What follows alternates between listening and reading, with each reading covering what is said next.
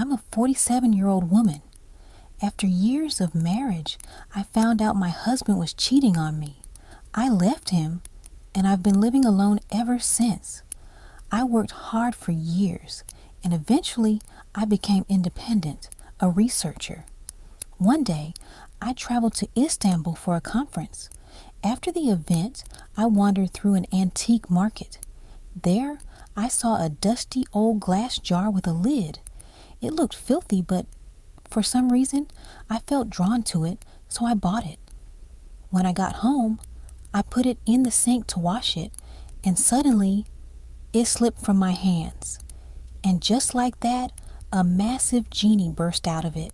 He said to me, "Make 3 heartfelt wishes, and I'll be free." But I refused. I hadn't wished for anything in years. I wasn't really living, just surviving.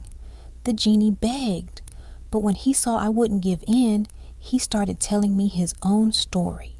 He said, 2,500 years ago, he fell in love with a forbidden princess.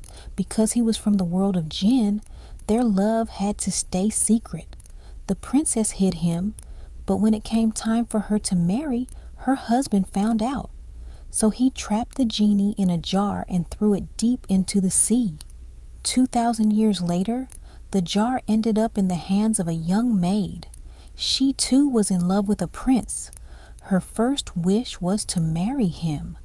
Her second, to have a child with him. But the prince's stepmother plotted against them. She made the king believe his son wanted to take the throne. So the king killed his own son. The girl never made it to her third wish. Before she could speak it, the stepmother killed her too, and the genie was trapped once more. 200 years passed. Then the jar was gifted to a 12-year-old girl by an old merchant, one of his many wives. The girl loved science and invention. Her first wish, to know all the knowledge in the world. Her second, to solve every mystery ever known.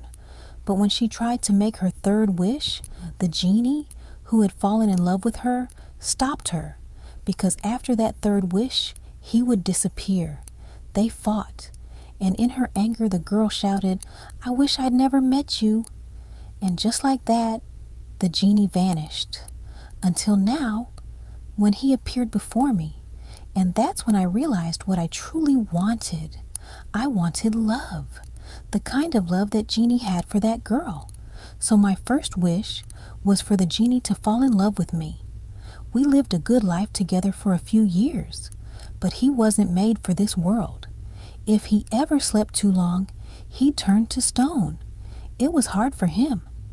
One day, I came home and found him gray, heavy, still turned to stone.